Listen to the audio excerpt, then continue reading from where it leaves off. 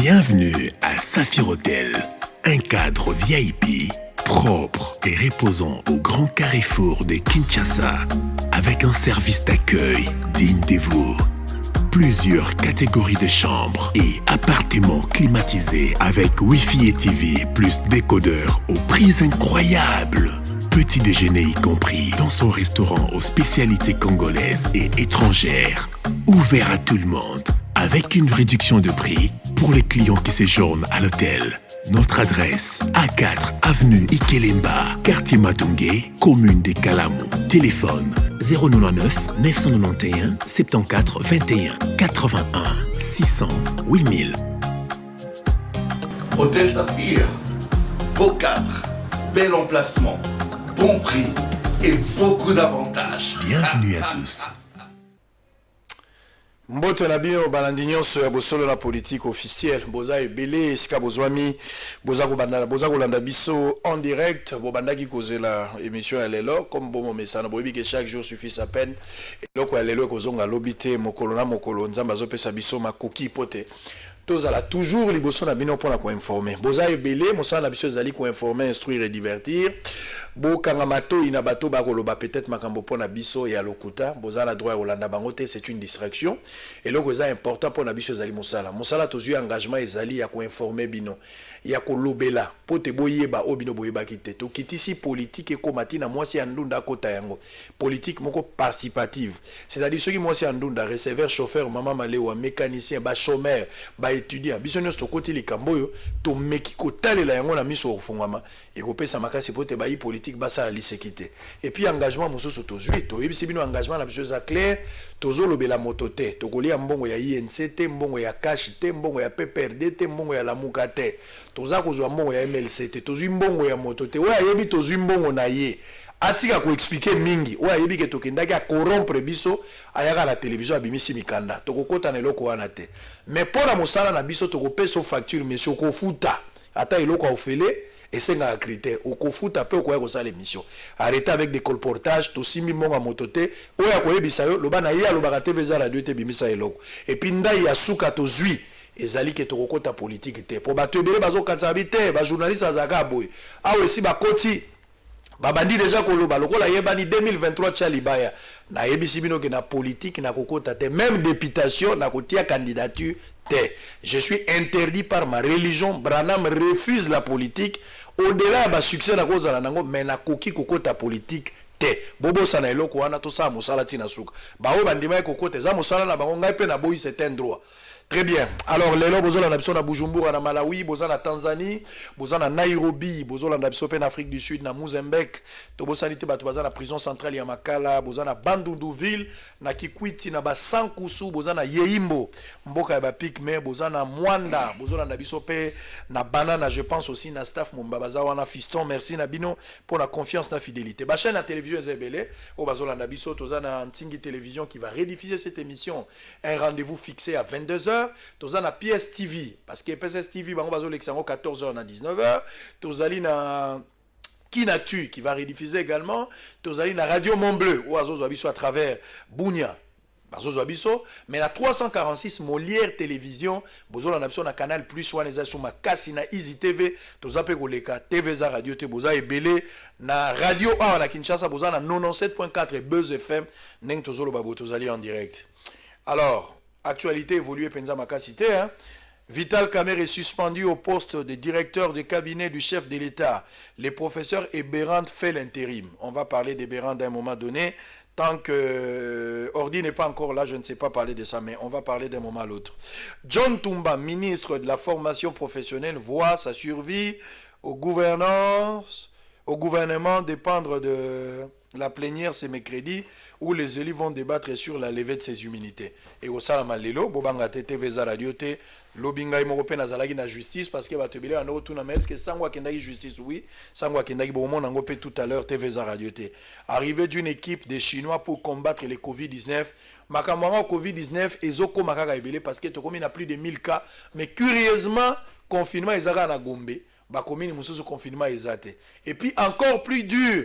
Boya au monde na Changu o ezali district ya munene kata moko ezate bakanyo seza koto na otanga la bino statistique ya bakana ndengeza na zala ba chiffre TV za radio T. Pour la première fois, on va le recevoir sur ce plateau de Bossolo na politique. Il va nous donner toutes ces déclarations là-bas, réponse à Makassi. Monsieur Serge Kadima, président, il y a Ligue de jeunes, il y a PPRD. Mbote là yo. Mbote ndeko sang. Tokutani lelo pour la première fois na émission. Hein? Et c'est mon Makassi pour na baye balanda rabiso. Na baye balanda rabino. Bossolo na politique eza eloko yo mona musika. Lelo yo komi réalité quand même yo po yo kula mi ça peut-être d'impression na yo par rapport à l'émission. Non, na sepel na émission eza émission moi bien et landa maramingi yango wana tolobi lelope to toloba comme ozana batebele balanda yo na bamboka ebele otangi libanda mboka awa na kati ya mboka na babunya na baba fasende panangai donc partout donc na elelo tolobela Bossolo maye oyo population ye baraté sur PPRD sur fonctionnement ya Ligue des jeunes tolobango lelo Ligue des jeunes ekenda sango ya ba colonel, Ligue des jeunes ekenda sango ya ba milice, Ligue des jeunes ekenda sango ya bateau yo bo recruter na ba machette, Ligue des jeunes ekenda sango il y a bateau batambola na ba armes, je pense même à Chalère na pesi mbote place à l'invité sur akenda wapi mais na ibi que Chalère à une certaine période c'est la bonne information tozanango azara na armes na invité sur azongisa en fait to lobelande Ligue des jeunes wana non Ligue des jeunes wana parce que bazalo belango mingi parce que eza ya limakasi eza Ligue des jeunes à liboso moni zete o eza na mbomo était là ya monde atiraka bato babando ba mabanga ponani parce que mboma ya kotela ezali to lobela nyonso wana Chalère azali aza chef de département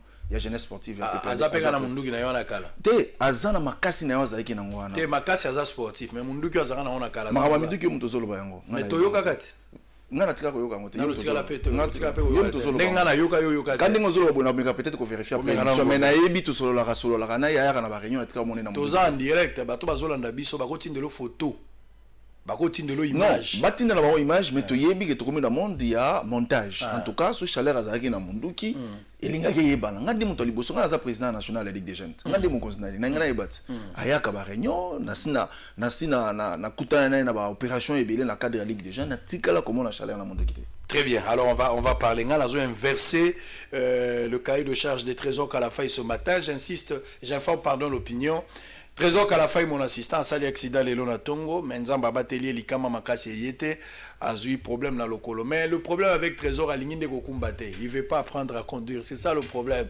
Tant que baba no kumbaye, a okwe gara bambe babe, ce qui est moi azo kumba go maîtriser peu mon kambobele. Il faut azo bangande vola, il faut bo aider mingi, hein. Bato ba yebi Kalafaï bo bengaye, mais ça na vola yo moko kumba yo zala moi malam. Alors on va évoluer. Tolongoli na makambo actualité, tozonga na ngosi manani to sili sana makambo PPRD po. Tant on a présenté au président Ligue des jeunes bato msona ndako bayoki kanda. Obi ke kozana na PPRD na Kinshasa. Et un morceau difficile, bah tu billes bah aussi lica. C'est un morceau difficile parce que bande qu'on a vu sur Kinshasa, bah on dit basali que buso peut perdre tous en député à Kinshasa. Bah parti au bakanisa qui bah on va lingi bah on a Kinshasa bah ta député mon côté. Et là qui sait que Kinshasa est à Montognonso. Kinshasa est à grand liboulot. La carte Kinshasa ton là bateau bah les là buso fort. Bah les là président national na buso makasi. Bah les là marambo buso tout ça là la carte peut perdre. Évidemment ton rôle baté que bateau nyonso va bateau peut perdre. Ata bah parti mususo bakanisa qui bah yebani makashwana. Bah go bimisa plus de 5 députés na Kinshasa. Donc et là qui c'est que Kinshasa est mboka ya mututu. Oye au vandi au sali malam place au vandaka ba voter. Na carte peut perdre tous na bateau ba sala bazana bizali malam na ba quartier na ba bazana bizali malam au quartier té. Ba élection ezala na wana. Au vandaka ndé na bateau. PPRD ils ont député et bien na Kinshasa, PPRD ils ont sénateur na Kinshasa, PPRD ils ont le gouverneur na Kinshasa et là qui c'est été population quinoise bah c'est na PPRD na idéologie à PPRD. Très bien. Alors on va évoluer. Nazo côté lo makambo PPRD mais avant cela na pesa na nos statistiques ya maitali Covid-19 précieux, il faut pas me parler comme sourd miwe na woyokate. On prend d'abord Covid-19 bato bakufi boni. Situation tozana ngolelo ezali 1169 cas. 1169 cas ya bato yo baza d'une manière générale. Donc baka o tozana ngona mokoka. 50 décès. O tozana ngo ezali 50 décès ya bato yo bakufi déjà. Bato yo batikali me bango babiki. Bato babiki ba motango combien bazali 148 guéris. Siko boyoka ba zone de santé active ayant notifié le plus de cas confirmés au cours des 14 derniers jours. Boyoka ba kanyo so na pesi bino wuti na bamboka nini. Na Kokol 174 cas. Binza Ozone 83 cas. Limete eza na 50 cas. Lemba eza na 48 cas. Binza Météo 18 cas. Les zones de santé actives ayant le plus de décès Covid-19 à Kinshasa. Et si ka bato bakufi mingi. Na ozone bato bakufi 8. Gombe bato bakufi 6. Binza Météo 5. Lemba 3. Barumbu bato bakufi 3. Bon sikonga nazo tuna awa changu azate bato changu bobeta maboko kisenso pe mutu na bino moka ga na katite mais nazo tuna malgré baka ototie kaka Gombe ndeza confiné ti lelo bon pourquoi changu pourquoi ba place mususu ezali confiné te ne serait-ce que na mesure préventive pour na koboya makabwane ya on va en parler, il y a pas de problème. Alors tozonga na PPRD ndeko Serge Kadima PPRD makambo nazo loboyo bato balanda biso ti na radio bako réagir na 081 355 26 32 PPRD ezali parti yo lelo za kokamba Ligue des Jeunes. Ligue des Jeunes wana eza Ligue des Jeunes oyo na mandat nyonso ya Joseph Kabila banyokoli opposition. Tozana ba élément naza journaliste d'investigation nazo bano babiloko nazo montete. Boza PPRD oyo Ligue des Jeunes bozalaki otie totie. Omeki okomona libende omona pe libende, c'était ça. Boza caractériser la partie, excusez-moi l'expression, il faut que vous ndenge bato balobaka yango. Et ko ça lo passe mais ndima eza l'infraction te au fond dans l'état mais na lobelango bon. Mais loba bien pose l'infraction te. Mais na lobi nazo bano o bato balobaka. Nazo sala ba légation na ngai te o bato balobaka. O bato balobaka elingi koloba que parti ya PPRD surtout Ligue des Jeunes eza ba voyou. Bo récupérer ba chegi. Bo récupérer bato bo pesaka mbongo na machette pour ba kendo sala désordre. Réputation wana eza dû à quoi ba c'est la rabino makambo tout effectivement on reconnaître qu'il y a eu des personnes ba intrus ba kotaka période moko mais après un travail bo sali toilettage pour le moment botikali na bato baza ba responsable ndeko ozotuna mutuna malamu PPRD eza parti ya ba voyou te ba yeba kanisa ou be ba yeba zoloba ke PPRD eza parti ya ba voyou eza ba ye o bazaki na position de faiblesse ba yeba bazaki na eloko koloba te eloko kosala te il fallait ko bamba libanga na nzete o ya PPRD Ligue de Jeunes. Ngai lelo naza président national de la Ligue de Jeunes. Et la question que tu as na kati ya équipe. Ndenge équipe ezala na président nango, président na biso national comme on a Joseph Kabila, tu as na coach comme on a secrétaire permanent Emmanuel Rabazan Chadar, naza capitaine na lati brassard.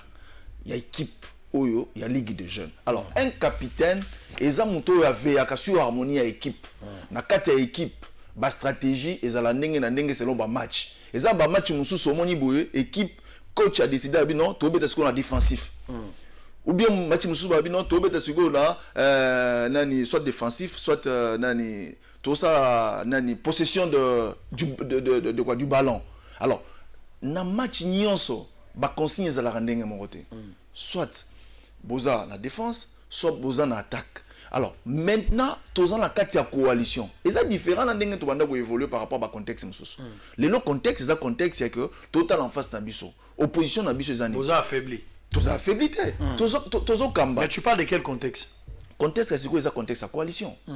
Contexte à Kalezalaki IDPS ezaki ba adversaire politique na biso le no baza ba adversaire politique na biso baza ba partenaire na biso na quatrième coalition tous en la paire alternance comme on a Joseph Kabila.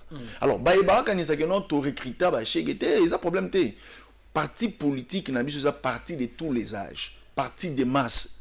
OK, par rapport à cela to força ba catégorie nyonso ya ba jeune ba kota na PPRD te batu ba mona que non ma solo eza la carte ya PPRD bongo eza la PPRD PPRD zo kamba bien PPRD yebani la carte ya PPRD ndeko Serge Kadima PPRD yebani parti oyo soki aza na manifestation pour ça la plainte asombaka bato na mbongo mais kasi bato balobaka yango opesaka ba 10 000 francs kasi sango tozala ba photo ebele tozala ba image ebele na makambo euta koleka mingi après ba manifestation komona ba olakisa kaka PPRD abundisi bato bakatani ba poto pona kokabola mbongo e posi problème yango nde benda bato epa na solo na yeto solo la eza valeur te mo solo na yeto solo la bo solo olobi makambo zo lobwana eza ya yote eza o bato balobaka. Est-ce que yo zo poser question okoyo kabinga pe onga na zo loba parce que ngande président Ligue de Jeunes à chaque fois okoloba so na moni eloko lobia neza malamu te na makopi ya ko relancer yo. OK, soko lobeza malamu te c'est que o bato bazoloba nde ya solo nde oyo zo kanisa. Non, ça dit kokani na eloko ngana zo zelo loba te. Oui, ozo zela na loba nini. Oyo bato balingi exact. bon poser une question ou affirmer ou bien au rejeter poser une question na oyo zokanisa te ona zo kanisa yango wana na zo kanisa o bato balobi ona zo kanisa za o bato balobi yango na zo pesa o eza o balobi bazan la kati ya ndako te nga naza mutu ya kati ya ndako nga naza président ya Ligue nationale ya Ligue des jeunes naza président ya Ligue des jeunes nazoloba na yo boye to forçaka mutu moko te akota na PPRD bato tout batimbela ke parti o eza sérieux eza PPRD bato o bakambaka PPRD bazalaka bien na bato soza na avenue na yo ba voisin na o bazana matanga bamonaka mingi bato PPRD nde bakenda ko assister bakolinga bino te ndenge nini biso bato PPRD tozala la compassion tolinga tozala mawa bato tolinga soki tomoni bato bavandi bazala ba inquiétude toke vers bango ngam na bosolo na landi émission bosolo na sepeli lango na yi commentaire à bosolo na bina kende pe na bosolo na loba pe bosolo oyo ya PPRD lelo ndeza boye bato bazaki na opposition pendant 32 ans bakomi lelo pe na pouvoir na biso est-ce que bazo sala le même effort na biso et pas ya petit peuple bazo sala yango te biso tozo sala ngo parce que lelo lo bagage eza partir ba voyou to sala le côté ndé na yo kakawana to sala le côté bosolo Kabila tango komi président de la République na mboko na 2001 budget na biso zaleki na combien ils na 500 millions de dollars tango accueilli na 2018 atiki budget na biso na 5 millions 700 millions de dollars. To lobite que to sali nyonso ya malamu lokola Jésus Christ akoko sala. Perfection, il faut que le rango pas nzambe et pas biso batuta la o nini ya malamu to sali, o ya mabe to che pembeni, ba o ba ye ba corriger. Est-ce qu'on dit que comparaison bosala rawana à un certain moment les gens se posent des questions. Si tu as un chiffre yo les gens se posent des questions. Ils ont la question te. Limbisa nazo kende na yo. Nazo kende. Toke na clair. Joseph Kabila tiki yo lobi que Joseph Kabila tangoya a coûté 400 millions. Moins de 500 millions. Moins de 500 millions. A coûté qu'on a gestion à Musée le Père. Mais Musée le Père a coûté moins de 300 millions. Et on a lobby de. Musée le Père a coûté moins de 300 millions. Problème c'est-à-dire Kabila a hérité pour a eu pouvoir en fait à remplacer Musée le Père. Oui. Musée le Père a tiré moins de 500 millions non? Parce qu'il a coûté 300 millions. Il y a pas de problème. Mais Kabila oh et a eu on est Musée le Père a tiré. Ça c'est un et ça afdel. Deuxièmement, 18 ans Kabila a tiré 1 milliard de dollars. Tant qu'on doit expliquer Babylone à 500 milliards, on a sauté Betiango et quoi, sous 2 milliards, quelque chose comme ça. On a 18 ans. Ça dit, ce que tu as dit, quinquennat à Kabila. Aux hommes, on a dit que c'est insignifiant le logo Yolivolo. Atiki 1 milliard, Ndeko. Au moins, peut-être que Bandeko n'a pas besoin d'un solo, basant l'avantage de l'or, l'économiste. Ndeko, président Fachi, a eu beaucoup en janvier 2019. C'est-à-dire que l'exercice 2018, et c'est si là qui. Tant que tu as budget, en termes de prévision, c'est-à-dire qu'on mobiliser, à travers la douane, à travers le mécanisme sur la mobilisation et recette Namboga Namiso, na ba dépenses affectées. Tant que le président Kabila Zokende exercer ces là-qui, et c'est que c'est Bandaki, mais le budget a déjà promulgué à 5 milliards 700 millions de dollars. Ça c'est ça le budget, le budget.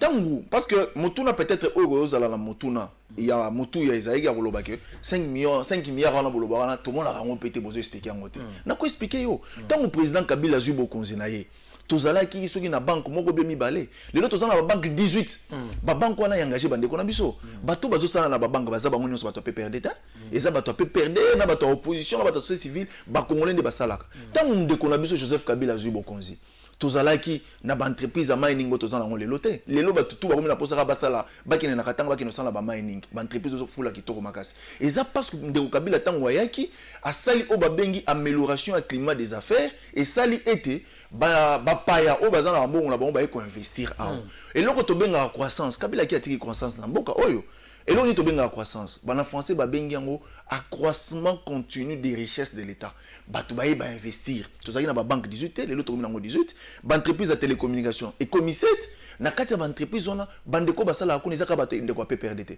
mabiloko mususu na bosolo fo ba yebaka soki tozui lelo tango ndeko na biso Joseph Kabila a commis président de la République ba mama na biso ba manda ko souffrir makasi pona ko ndata matadi ko kendo ko somba ta bikedi pona ko teka na Kinshasa ko kino marchandise ko ko teka na Kinshasa to banda ko sala 2 semaines et demie na nzela otozola na bambula mais tant de Kabila aye et loko liboso na ba mwana ya liboso alobaki ba fongola nzela oyo nzela banda sala 2 semaines et demie bat ba ko sala 4 heures tozolo baboy lelo tozana la carte de démocratie le président Kabila a koki a sali maso pour na bande ko na biso ba inculquer culture à démocratie la qui c'est oye ba voter yo au sali ogo ko sala tant mandat na esili olongwe oya koya aye atali ya malamu nini osalaki na mbongo wa population bazui ba capitalizango ba continuer na schéma wana oza ya malamu te ba tiango pembeni wana ezali pona yo Kabila a beaucoup apporté dans Mboka na biso. Kabila a beaucoup apporté dans Mboka na biso. On n'a pas atteint l'idéal, mais il a beaucoup fait pour ce pays. Bon, na lingi websanga na nos faiblesses. Émission et lelo différence nango ezali, la plupart des émissions ngamonde na tuna mituna. Mais pour na kana yo spécial, na linga yi population ko talikambo, yenda tuno mituna. Parce que PPRD la grande partie ya batunere na zolo bawa, baza contenté ya koyoka PPRD na matoi na bango. Bien que za parti il faut exister. Voilà, eza o bat bakani subi yo zolo. Oyo bato bazo kanisa ngana yo. Oyo ngana yo kina bato. Naza journaliste investigation quand j'interroge les gens et ça na bato pe bazo ndima ke PPRD continue ko exister. Et ça normal ko interroger na Kaluka. Non, son de cloche bato la non, non. Ya ka pe interroger pe na place bato ba vanda. Ah bon PPRD za place bato mongo na Kaluka. Place bato ba vanda, place bato nyonso bazali. Na Kaluka bato ba la rater. OK place moko échantillon na aléatoire. Mais ça dit au lobby bato Kaluka de bato la muka. Non na Kaluka bato PPRD ba rater. Bazali mais ba oyo ke ndo mona ya Kaluka na za bato failu. Na mona ki jour là. Non na lobby ngote. Mais menga ba na lobby ngote. Allégation grave. Yo oyebisa les allégations graves. Il faut retirer pour mon ingaïté. Il faut retirer. On a la difficulté à prouver. Non non, on a la difficulté à prouver. Serge Kadima. Ndeko Serge, on a la difficulté. Bon, le golo lingito kende boye, zela. Le golo lingito kende. Limbisa na opeso.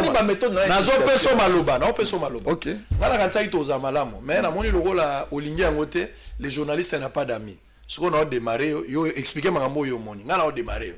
Parce que les journalistes n'ont pas d'amis. 081 355 26 32. La radio, Tindaka message. Si tu as une question, tu poses à notre frère. 081 355 26 32. Même la télévision, Tindaka message. Nabibo, toujours qu'il y a des sconaïs. Tant que Joseph Kabila, 18 ans après, tu es un homme honnête. Je suis très honnête. Sincère. Très sincère. Qu'est-ce que tu regrettes de Kabila? C'est ce qu'il n'a pas pu faire. C'est quoi? Le président Kabila lui-même, tout une question. Oui, Naza d'accord na iloko lobaki. Tout une question. Qu'est-ce que tu regrettes de n'avoir pas fait pendant ton règne? Kabila lobaki boy. Nazo regretté de na changer mentalité. Il y a deuxième république. Ça dit quoi mentalité wana? Impunité, il y a batu oyo babano sala makambu. C'est la deuxième république. Bazalaki na mona ye moko président Kabila lobi nazo regretté que nazu 15 personnes té et loko na ngapé na regretter. Tu sais que Kabila fait des promesses qu'il n'a pas tenues. Lokola wapi. Porte à prison est ouverte. OK. Fini la récréation. OK. Et Kabila n'a jamais arrêté de gens. OK. Pour ce slogan. OK. Na lobi na oboye. Le président Kabila azam mutu, azan zambete. Il n'y a que Dieu qui fait des promesses et qui les réalise toutes. Kabila a sala ba promesse ebele na mboka oyo. Tant wazu bokonzi na 29 ans. Voilà mke. A lobby, je vais réunifier le pays. Mboka ezaki divisé en 4. À réunifier, on va réaliser la promesse nae. Kabila lobaki, je vais démocratiser ce pays en organisant des élections. Ba organiser l'élection en 2006, en 2011, en 2018. Pour la première fois en Afrique, président en fonction a organisé ba élection et Salami mutu o azaki na opposition parti politique où il 32 ans a gagné l'élection la présidentielle remise et reprise pays Salami. Kabila promettait que il ne va pas sacrifier ce pays.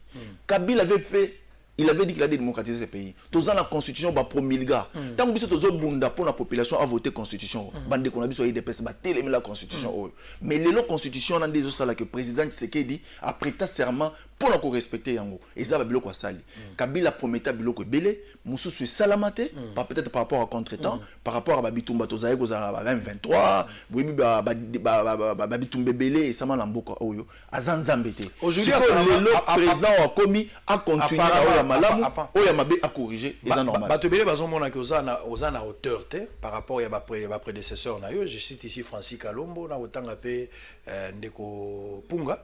Papi Pungu alegaki pe liboso na yo oza trop administratif mais pendant que bango bazalaki trop actif yo zo koma mingi nde papier peut-être web ça ba famille nini ya UDPS ba o ba kufa na permanence oyo bino ba accusera bino à l'époque bino ba tumbaka ba jeune yo ezalaka yote mais ezalaka bandeko ba ka liboso ba kenda ko tumba ba jeune na UDPS o ba kufa vivre bo buma ba pena ya bo moyi et puis ba tebele ba kufa na gestion à Joseph Kabila bato na ba famille na bango ba otala yo bato na ba d'accord mu kuna porter Kabila plainte po batikala ba orphelin lokola mwana Rosimu kendi bazami balé batikala ba orphelin lokola famille à Thérèse Kapangala batikala bato ebele bakufa PPRD bato bazalaki na pouvoir surtout bato bakufa na siège à IDP je me rappelle encore na choc pour na ngenda couvrir événement wana De l'autre côté, na yebi kezape na bato bayaka batumbaka pe siège ya pe perdre. Mais bato bakufaka penza botango yo moko tali lelo za responsable. Si c'était à refaire, qu'est-ce que tu regrettes? Au ça va famille en année. Nazo se pela makasi na mutuna na yo permettre ngana ya nola. Et na base était nengo zuta ebela kotuna mutuna okoti ki la peta na loba. Surtout quand on sait na bato na pardon ngana d'accord. Na se peli makasi. Que a évoqué Francis Kalombo. Francis Kalombo a été président de la Ligue des Jeunes. Pendant règne à président Francis Kalombo, il y a la démocratie.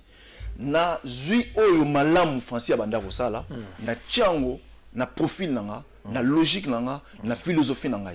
Oyo ezalaki ya malamu te na tchango pembeni. Francis Kalombo a été président de la Ligue des Jeunes pendant que tozalaki biso moko kokamba presque ba masolo nyonso gouvernement, entreprise publique, le parlement et tout. Francis Kalombo a sala azaki président na biso pendant la campagne en 2006. Il y a une attitude à avoir pendant la campagne. Nga na komi président de la République pendant la campagne te. OK, akei. Ndeko ngai papi Pungwa azali vice ministre na kati ya gouvernement. Aye na période oyo que toza na posa ya mutu moko boye asala tout ba candidat na biso ya PPRD baleka. Abundi asali oyo ya kokoko sala. Lelo nazo répondre yo que boy. Nga la zui mandat nanga comme président de la Ligue des Jeunes na début à législature. Toza la campagne te. Tu ko sala élection en 2018. Na élection en 2018 to perdre élection présidentielle. Na minute oyo, je dois être administratif. Je dois essayer de comprendre. Et là qu'on y sali que population a voté candidat na biso na présidence, mais après sa biso majorité dans le Parlement. C'est le travail qu'ils sont en train de faire parce que comme parti politique, nous avons vocation de récupérer les pouvoirs. Nous avons travaillé pour que Bayerre ou sali que to perdre la présidentielle en 2018, to éviter pour que 2023 to apporter meilleurs résultats. C'est le travail que nous sommes en train de faire. Toza Ligue de jeunes au PPRD, ils ont dirait armoire, ils ont un tiroir rebellé. Na kati ya tiroir robenda tiroir ba chaussette robenda tiroir ya ba cravate tiroir o izana ba chemise donc c'est à dire que complémentarité dans ça la force na biso PPRD. Nous avons connu le secrétaire général Chikez azaki na mission pour implanter parti, il n'a pas utilisé les mêmes méthodes que le secrétaire général la biso ami Balé Vital Kamerhe. Vital Kamerhe agi pendant la campagne, il fallait que ça la campagne, il fallait que loba trop ayebani trop. Les gens peut-être n'ont pas compris que azaki na mission pour implanter parti, na azaki na mission il y a que ça la campagne, basé la mission mon côté. Tozu professeur Bouchab, ayé na méthode naé, na moment naé. Tozu professeur Mova Sakani, ayé na époque naé, na méthode naé. C'est par rapport au travail. Par rapport au travail. Na montant l'approche naé par rapport au contexte. Alors bagène au bakoufa, na ba siège par exemple. OK, par rapport à bagène. Bino directive, mais quand même il y a eu des dérapages. Non, pardon. Pardon, au tuninga ozo kanisanini. Nazo regretter toutes les morts. Tout bakoufa. Ils ont la opposition. Ils ont la majorité présidentielle à l'époque. Ils ont la société civile. Ils ont regretté. Ba mort. Et vous avez appelé bande de la famille. Et vous avez appelé la famille. Et vous avez appelé bande de responsable de la parti politique. Ils ont regretté ba dérapage. Et ça le cola lelo. Bande de la bande de Bundu de Congo. Tant même que ça a des zones à Songolongo. Les forces de l'ordre les ont maîtrisées. Il y a eu des morts. Est-ce que les morts ils ont eu des personnes? Force de l'ordre, écoute, s'il vous plaît. Non, s'il vous plaît. Non, s'il vous plaît. Serge Kadima. Force de l'ordre à intervenir dans une manifestation, je suis d'accord. Force de l'ordre a autorisé. Il y a quoi intervenir, Soki, s'il vous plaît. Et ça pour la Kabila, et ça pour la Félix Tshisekedi. C'est-à-dire, Motonion, où est la désordre. Force de l'ordre des appartenir à un parti politique. Je parle, na bato bakene ko kufa, batumbi siège à IDPS. Batia essence, c'est la force de l'ordre. Non. Ce n'est pas la police qui a fait ça. On a accusé à l'époque. Mais oui, on a accusé à l'époque. Ce batubazan a preuve qu'ils ont un peu perdu. Là encore, tant qu'ils ont un peu perdu, aux autres ça va combattre Kanda. Ils ont dit que la permanence il y a eu des pèses. Ils ont sécurisé par combattants. Donc aux autres combattants, ils ont une capacité, il y a qu'à résister contre bande de quoi perdre bande de. Aux autres ça va combattre. Quand il réponse au non, n'a habité, n'a lobby n'a aucun que. Biso tout yebi que permanence il y a eu de pèse ils ont sécurisé par bas combattants et y a Boutou et y a Moïse qui ont au coup de bas combattants donc ils ont confirmé que Bajen a perdu baza makasi koleka bas combattants eu de pèse na évité mutuna et ça mutuna tezaka la mituna pe mutuna. Alors on va évoluer. Qu'est-ce que tu penses de la plainte, s'il vous plaît? On évolue. Qu'est-ce que tu penses de la plainte? Il y a Mukuna a porté Joseph Kabila plainte aux autorités, s'il vous plaît, on évolue. A porté Mukuna zo répondre lelo na justice parce que bafunda qui épée et pas ya Mami Chibola à répondre à 11h mais je pense qu'il pourra arriver là-bas vers midi.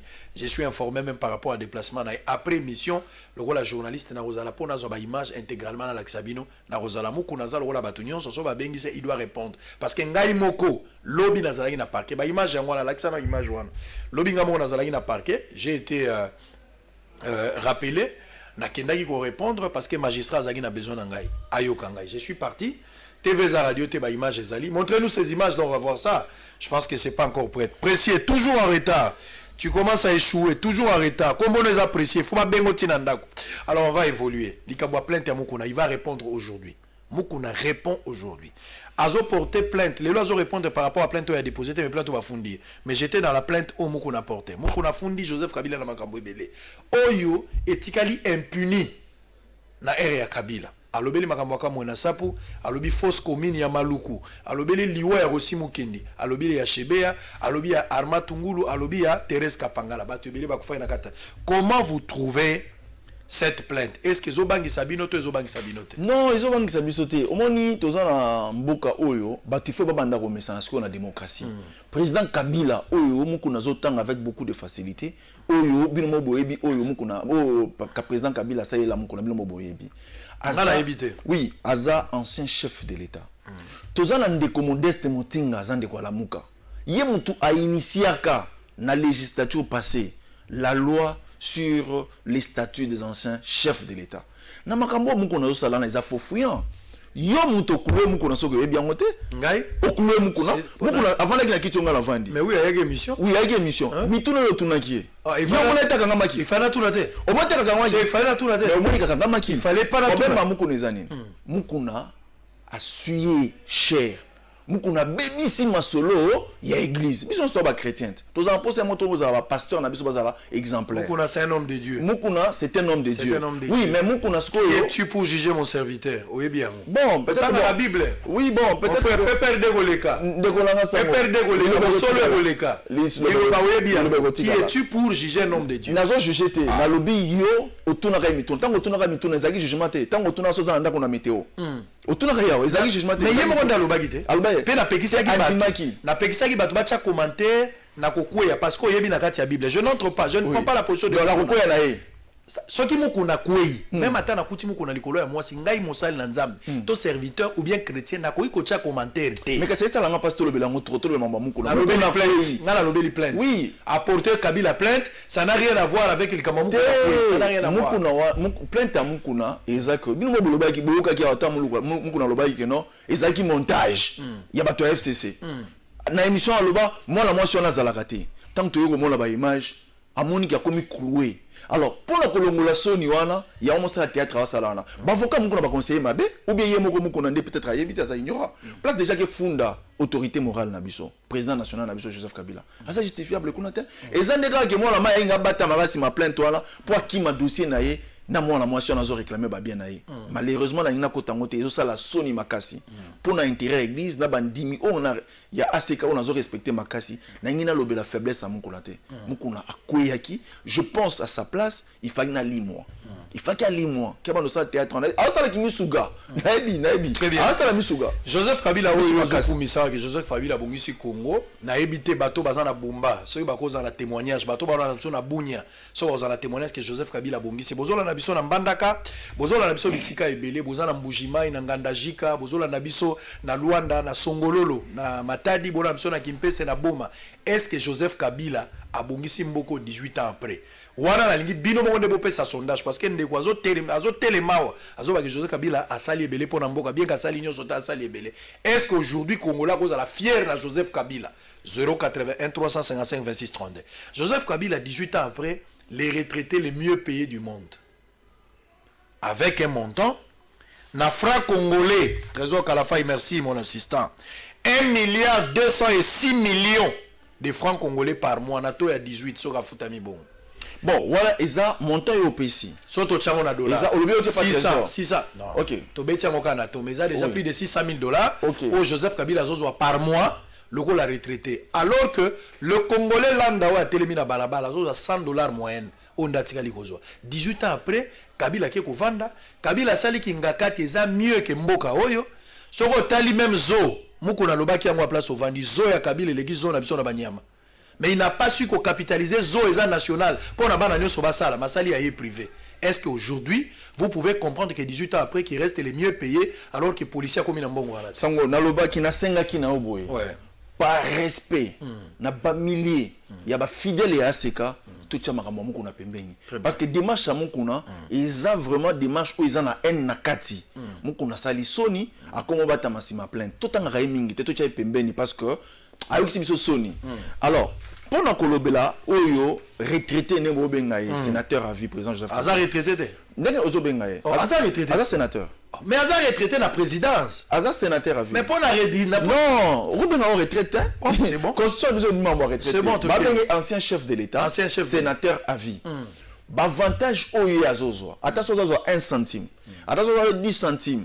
Attention azozo ozo kanisa wana. Ye moko tende alobaki bo pesangango. Na yebisi yo que la loi sur le statut des anciens chefs de l'État ezaki initié nandiko na biso Modeste Motinga. Bobenga bo expliquer pourquoi ça là c'est parce qu'il avait compris.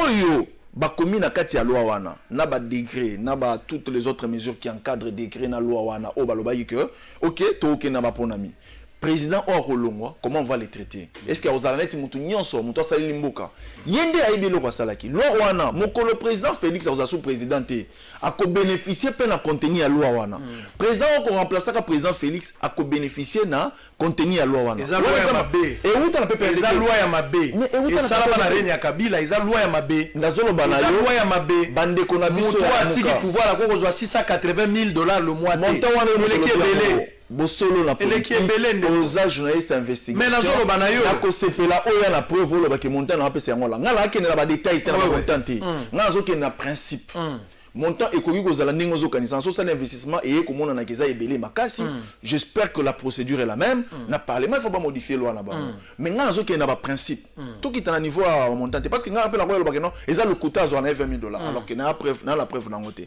mokolo kozala la preuve benganga la kosepa makasi cette loi a été proposée papa eza ba biloko na zoloba mais modeste na zamu to la muti na ndako na ngate na zoloba biloko yo yebinga pe na ye bezaka pona TV ne zo boya kondima yo na ndenge na TV te kasi ona mbali boso yo kango na ko zo wanga nango na nda modeste ko zo wanga na keza monto yo yebinga pe monto na bien mote comment ko biloko bon oyebi te na yebi zambe na ngai na yebi zambe na ngai oyebi monto wana te monto na bien mote na yebi ete partout au monde va retraiter parce quelque chose na yebi partout au monde les bon pas partout au monde na mboka na biso za pe na loi wana ezo sala que tous les anciens premiers ministres ezala ya deuxième république ezala ya tangu série ya président Joseph Kabila ezala ba premier ministre o ya gouvernement ya Tshisekedi ya président Tshisekedi ba ko bénéficier pe na yango mais ba montant ba détail na ngina no bilango te mais ceux qui ba preuve ezali nengozolo bana que population réclamé tout ça dans le monde il faut revoir il faut il faut rappeler que loi wana e utaka na PPRDT loi wana e utaka na majorité présidentielle et utaka na bande kwa lamuka Modeste Motinga azamuto lamuka très bien mais ayebi poni na sala très bien merci on va évoluer je disais tantôt précieux merci on va passer maintenant à l'image lobby nazalaki na niveau ya parquet nakende ko répondre batebele batuna ngai au juste aux autres qui ne parquet pour nini bafundi yo pour nini nazwaki convocation nakende ko répondre na ndenge ba bengisaki na eloko nini baza ko fundela ngai bino batu boyebi na noter bafundi ba journaliste misato wana ezaki lobi na parquet esika biso tokendaki kokoma na ngai yangwana nazalaki na ba avocat ba bakende ko tika ngai na komaki wana à partir de 13h na komaki vers 13h déjà mais na longwaki wana vers 17h donc na umelaki penza moi mingi mais nyonso elekaki malamu eloko ezate je pense que tozongi l'essentiel nde yangwana ndenge ezalaki donc c'est comme ça qu'on va évoluer alors na vous allez suivre d'abord cette intervention et puis on se retrouve après pour la suite. Encore son instruction. Il lui a été demandé de déposer les deux supports. Ça sera déposé et je pense que le parquet va encore l'inviter pour qu'il soit confronté à quelques membres du bureau de l'Assemblée provinciale qui ont signé la plainte. Maintenant, nous allons en France. Na linga la kisi ko samba nyoso ngwana c'est comme makambo bango ba ya yepa ya ko samba nyoso ngwana. Non, c'est la procédure prévue par la loi. Il a été invité pour répondre aux faits mis à sa charge. Il a donné sa version des faits.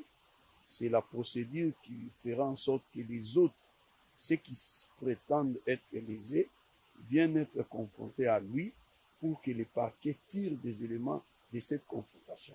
Donc c'est la procédure régulière prévue par la loi. Maître Mutuna moko na place ya journaliste nyonso le kamoda otouché et tout le cas journaliste ba journaliste ba se sentir lésés na démarche ya assemblée provinciale bango pe ba wi koya kofunda ba quelques membres ya bureau na phase otozanango. La justice est ouverte à toute personne lésée de porter plainte contre celui qui a légué les faits de nature à porter préjudice à sa personne. Donc, ils sont libres. Si lui aussi se sent lésé, il pourra porter la plainte. Donc, il n'y a aucune objection. Na niveau maître to ba qu'il y ait plus de peur que de mal, donc loko moko ezalité azana est libre ako ça mouvement nyonso alingi ako ça ako même kobima libanda Kinshasa.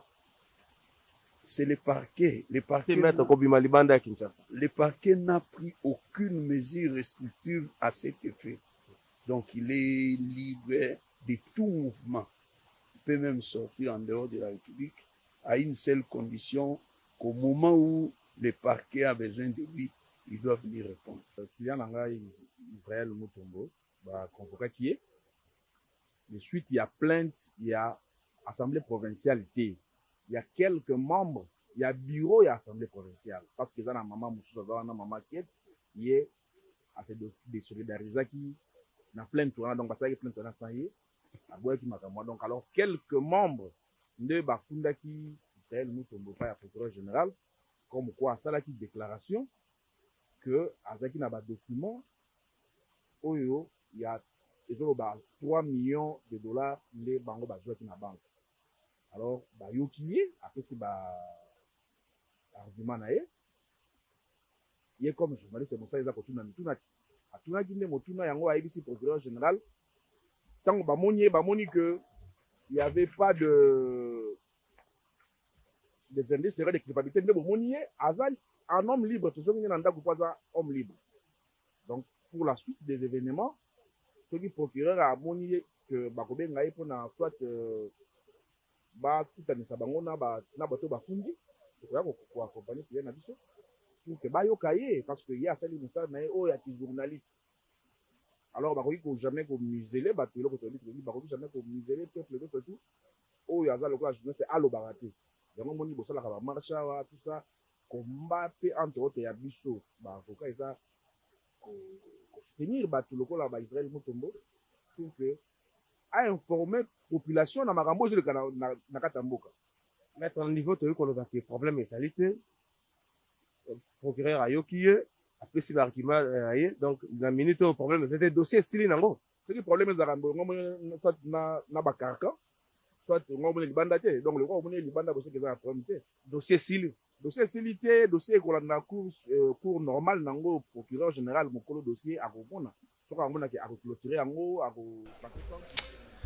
Merci beaucoup. Alors toza kokoba bozolanda biso bozana ngana keti eza na bandundu bozolanda biso pe bozana feshi na matari na kimbau na kenge na kaemba na popo kabaka bozolanda biso même na babenga ngonini eloko yango ezaka nini Mangai City topesi bino mbote bozolanda biso bozana bulungu mbote na bino. Alors toza kokoba toza na Serge Kadima président Ligue de Jeunes ya PPRD tozosilisa nyonso mpona population azolanda. Merci na bino boza ebele po boza kokomela biso. En bref na yambaka vice-président de l'Assemblée provinciale awa liboso na yambaki Mike Mukebai aye asalaki émission bino nyonso bolandaki ndenge Mukebai alobaka toye kozwa vice-président de l'Assemblée provinciale toyambi epe awa totuni ye mituna ndenge bakoko tuna ngai journaliste natikali na mituna natuni ye mituna a répondre na mituna ndenge natuna ki ye mituna ya sepeli na mituna wana te Assemblée provinciale tolo ba bureau na bango bake ko portenga plainte balobi ote na diffamer bango côté na bande ko lobaka Nazala ba document contraire par rapport à l'Ikambo 3 millions. Tant on a autres la question, il est posé problème. Le journaliste n'a fait que poser de questions. N'a invité à ses pélités à que vous fundangai. Nazala confiance à justice a aussi musanaye. Mais je vous rappelle que après invité ou les gars qui a la non-assemblée provinciale, le pasteur Godet a échangé avec moi et puis a tindaki les sous Peter Kazadi. pour le même dossier aya koloba awawa ba yepe ba sali émission donc procédure union sur le plan journalistique ils a épuisé to sali yango on pouvait pas leur donner une troisième émission parce qu'ils avaient trois droits de réponse mais finalement na pesa ki yango kaka pour na garder la paix entre les deux parties ba yepe ba lobby mais ba tiki plainte moi je n'ai pas le choix j'ai fait le travail nazo croire en indépendance et à justice qui trop atterrir en douceur problème est aux alatés. Très bien, alors on va continuer avec Serge Kadima. Président de la Ligue de Jeunes a pu perdre longtemps que le message va toi commis. Tu es d'accord avec ça? Oui. Tu veux affronter pour la première fois? Pas affronter, mais pour la première fois, on a un message en direct. Il faut te dire. Alors, avant de commencer avant de commencer, ça qui est le rôle limite au Canada, bon, tu as tombé par la mamouke. Serge Kadima. Ozolo balika mamu kuneza makama montage te, eza solo da musko na goza la kandima ki tout ça, ok machin. Yo moko za la victime pe loko moko benga montage. Babimisa la yo loko moko. Oye makambo na yina loko. Babimisa ko loko moko na binza. Hein? O séquestra ka batu mona kati ya ndaku. Bana moko, batu bayaka. Mais tant que yo moko répondra ko laksa ke za montage. O juste loko ngoza kani. Oye bité ba sala ka montage. Na batika lo sala montage de. La mise na séquestra bana ndaku. Oye bité ba sala montage moko. Ya ko séquestra bana ndaku. Balinga ba ko solo likambo. Oye bien ngote. Yo lobi balinga ki ba ko solo. Oye bien ngote. Au lobby, ko séquestré bana ndaku. Oyo o défendaka ke zalaka mensonge. Ngana confirmer te ke za solo. Mais ngana même na logique ba montage za ko sala ma di jour au jour. Yo mo pose la victime à montage. Ba vidéo to mo nyone za montage. Et yo mo za la victime à montage. C'est vrai ou faux? Oui, ngana za la victime il y a diffamation. Ezala nini en problème? Ezala nini? Te mutala mungi na tonga lobi ono Serge Kadima. Oyo ezala nini? Yo mto zo poser ba Serge Kadima malobaka nini? Yo reconnaître. Naza président de la Ligue des Jeunes. Nazo gérer Congo mobimba là ba jeune bazali banda mboka. Na gérer makambo ebele. Yo mto za na pouvoir à Mutuna na par rapport à Ngoloba na opeso eyano. Vous avez pendu ce pays bozalanga bozangi Sony Serge Kadima na mawa. Moto muso akomi. Bonjour papa Sango. Kabila asali elogote. Bato FCC basali baje babuka babuka mukuna tuna mutu wana que depuis 2015-2018 ba fonctionnaire ba futa mate pourquoi? Ça c'est est-ce que Oyebi Pamela? Nayebi Pamela? Problème à Pamela les amis. Nayebi. Ah, nayebi. Problème à Pamela Oyebi on nayebi on te.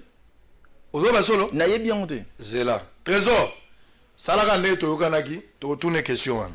Le roi yo lobi oyo. Nayebi le rote. To zala ba question batu batinda ki pona yo. To tuna yo. Yo lobi ko kondima. To bota oyo boyi Pamela.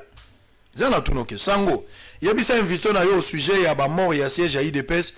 Tolanda Mova Sokani, Claude Machala, Yves Kisombe, Papi Tamba en réaction avec siège à PPRD Batumba, Balobaki ke Bakozongisa.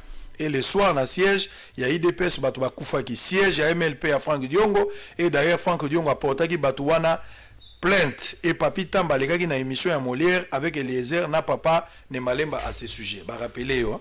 Waneza Batunde Bazakou Komi. Sango, Yebisa invité na yo, aïe, message pe leke belé.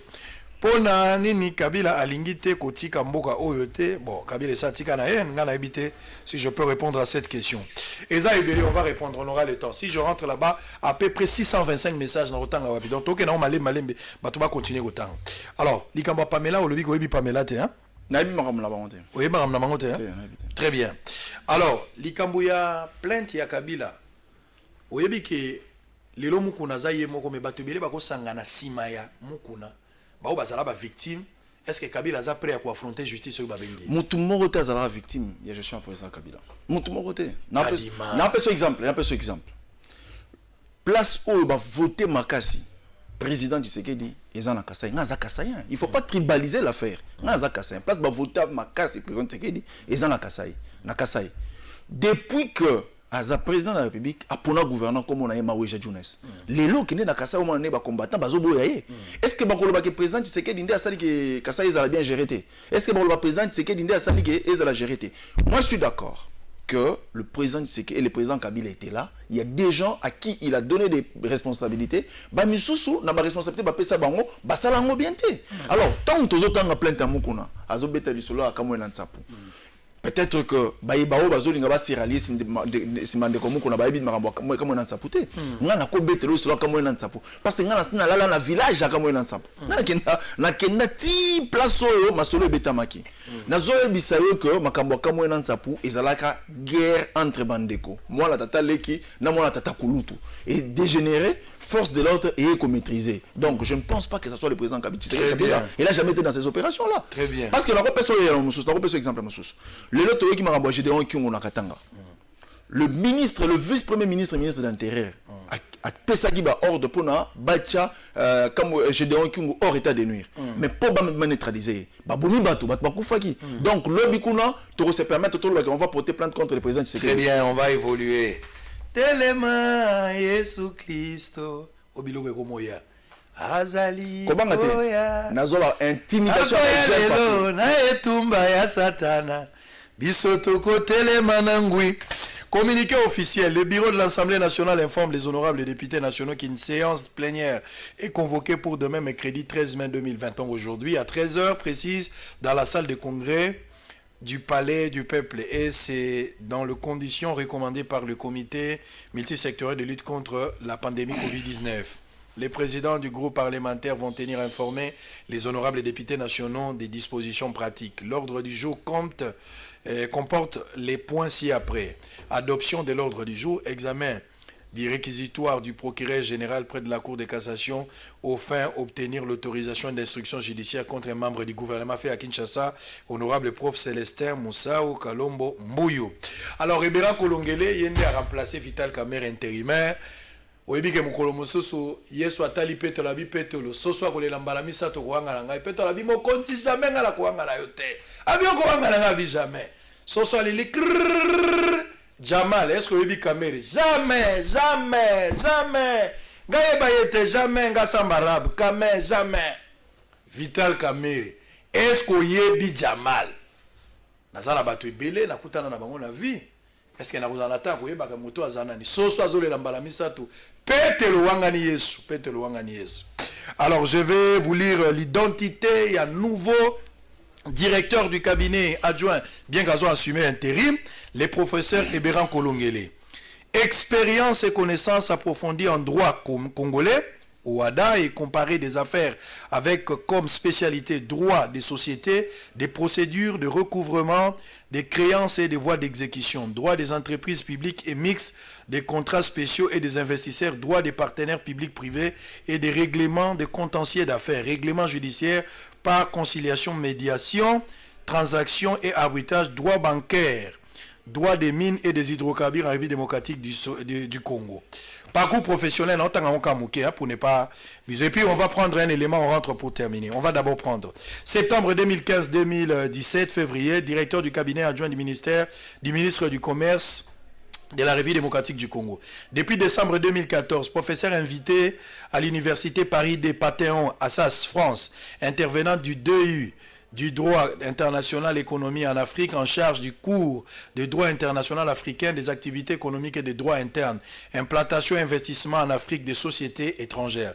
2011, professeur de droit à l'université de Kinshasa, à l'université catholique du Congo et à l'école supérieure de management de Kinshasa, SMECA, en charge des enseignements des droits des sociétés, du droit commercial général, du droit des contrats spéciaux et des droits pénals des affaires. 2011, consultant au ministère du portefeuille des finances, du commerce extérieur de la République démocratique du Congo auprès de la COPIREP.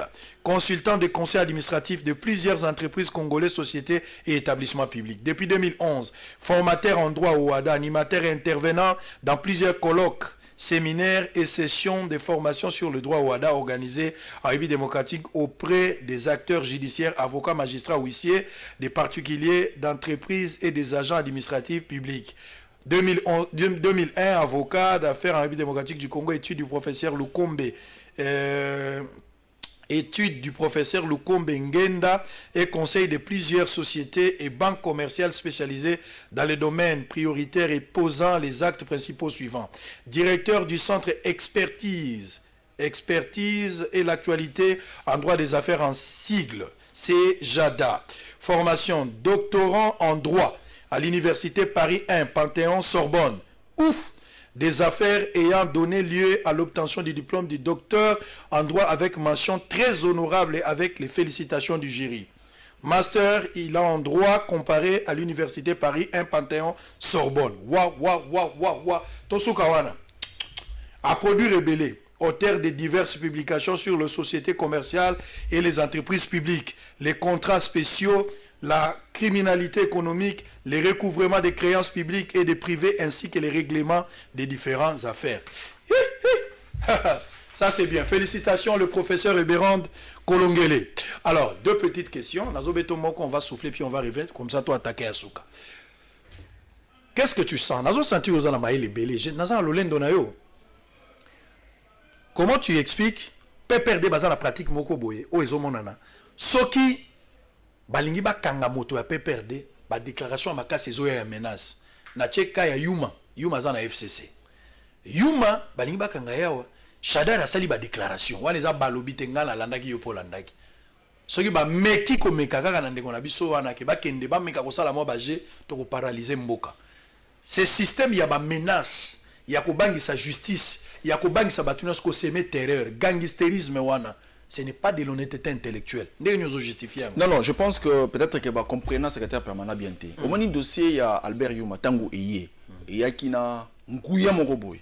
Nous on a eu l'impression qu'ils avaient cabale contre M. Albert Yuma. Dossier et qu'il n'a qu'une justice. Tant que justice est examiné dossier en décollabé sur Albert Yuma, il n'a pas que dossier est vide. Mais comme dossier est vide, et ça la bande de Mogoboy, bah comment ça la pression. Parce que le problème, il y a Albert Yuma, c'est parce qu'ils ont travaillé dans la commission et ça la révision du code minier. Alors, ce qu'on a le dossier, c'est vide. Tu comprends que Baminde là, instrumentaliser justice nabiso, justice nabiso. Nous sommes au courant de manœuvre pour ça. Alors, c'est comme ça que le dossier à Albert Yuma. Ça a été classé. C'était juste une expression. Très bien. Alors, on y va. On y va créer. Précieux, donne-moi d'abord. Coco, regarde ceci. Et puis on se retrouve après pour terminer. Regarde ceci. Votre magazine mensuel Comex Actu est déjà dans vos kiosques. À la une de ce numéro d'avril, spécial l'an 1 de la Fondation Widal, des actions à impact visible. Coup de projecteur sur son promoteur, le sénateur élu de la Chuapa, Gullo Wandomboyo, l'homme au cœur généreux. Actif dans l'accompagnement du gouvernement dans la lutte contre la pauvreté, mais également dans la lutte contre le Covid-19. Fondation Widal, tous ensemble pour l'épanouissement de tous. Après une année d'existence, la Fondation Widal vous dit merci, Makodo, Accenti, Tosakidila, à découvrir absolument dans ce nouveau numéro. Comex Actu, magazine moderne pour un peuple nouveau. Je suis un enfant qui rentre officiellement dans la maison de son père. C'est en ces mots que le docteur Jérôme Mouniangui s'est exprimé ce mardi 12 mai 2020 à la Cité de l'Union africaine où il a eu des entretiens avec le président de la République Félix-Antoine Tshisekedi Tshilombo. Il a regagné la RDC, son pays, à l'invitation du chef de l'État qui, a-t-il souligné, est très attentionné par ses recherches menées sur la malaria et le Covid-19. Jérôme Mouniangui entend mener désormais ses recherches en RDC en partenariat avec des instituts de recherche et des chercheurs congolais et internationaux. Le président de la République a promis de nous accompagner dans nos recherches devant aboutir à un produit fabriqué par les Congolais en RDC. Vous pouvez demander à notre ami qui gère la Ligue de jeunes du PPRD ce qu'il pense faire des milliers de Koulouna que son régime a créé dans la ville de Kinshasa parce que ses prédécesseurs n'ont fait qu'alimenter en machettes et autre chose. Question à l'Ibosouangouane. On n'a jamais acheté des machettes pour le Koulouna. Partout au monde, tous ont l'habitude de voyager. Il peut voyager à Jaka. Dès qu'on a besoin de question, partout au monde, il y a des gens, ce sont des gens qui sont révélés et qui sont rébellés. Ceux qui sont en Afrique du Sud doivent savoir que non, pratiquement on a payé et tout. Nous déplorons cela. Ce qui est vrai, c'est que pendant que le président Kabila a été président, il y a eu quand même des mécanismes qui ont été mis en place sur l'instruction du président Kabila pour qu'on puisse éradiquer le phénomène de Bakuluna. C'est le général Kanyama. Bon, la même population a boué qui a eu alors, il y a quand même une contradiction. Dossier à Kuluna, c'est un dossier qui concerne tout le monde. Bien sûr, c'est de collaborer. Bah bazar ba information sur les colons, ba collaborer na service de l'ordre ou service de renseignement pour que ba kanga bango ba tcha ba hors d'état de nous. Monto ko ko sepelate ke ba kuno ba sa désolation. Parce que ba to ba colons ba kuta na bango na nzela et goza ba membre famille na biso et goza ba collaborateur na biso. C'est-à-dire pour le moment Ligue des jeunes est structurée ndengozoloba. La Ligue des jeunes a toujours été très bien structurée. Très bien. Tomola normalement beaucoup pour monsieur Gomina Souka Ndeko Serge Kadima, je rappelle ici aux président, il y a Ligue de jeunes, il y a PPRD. On termine par ici. Bafunda qui récemment et pas il y a Mobile, il y a Pamela. Afunda qui ba filma qui okutu.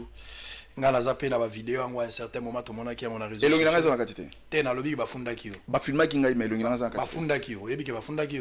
Où en sommes-nous avec ces dossiers? To combien? Na porta plainte, na raison la condamné pour dénonciation calomnieuse. Ah, au porter plainte. Na porté plainte depuis le 28 février. Na parquet Yana Nyagombe. Les afuita en avance tending au lobby pe mukuna salai. Depuis biloko wana banda ti lelo ba tikala jamais ko mona ta ilongina na photo moko. Ata na vidéo moko. Na Pamela Bosolo na bino bien ti lelo. To solo la bien te. Bobeba na pe. To beba na te, moi je ne parle pas avec elle. Ça dit même relation boki na bokata na bino. To zala tikala ko za relation na Pamela te. Attendez pour pesa la mbote donc oboya no nyoso. Tikala ko zala relation bolingote mais nyoso tikala. Tikala je n'ai jamais été dans une relation avec Pamela. Bosole komi na suka to kutana wa lobby avec le même plaisir pour le même travail. Soki nzamba lingi lundi on va recevoir la ministre de l'économie. Bienvenue à Saphir Hotel, un cadre VIP, propre et reposant au grand carrefour de Kinshasa, avec un service d'accueil digne de vous. Plusieurs catégories de chambres et appartements climatisés avec Wi-Fi et TV plus décodeur aux prix incroyables. Petit déjeuner y compris dans son restaurant aux spécialités congolaises et étrangères. Ouvert à tout le monde, avec une réduction de prix pour les clients qui séjournent à l'hôtel. Notre adresse, A4, avenue Ikelemba, quartier Matungé, commune de Kalamou. Téléphone 099 991 74 21 81 600 8000.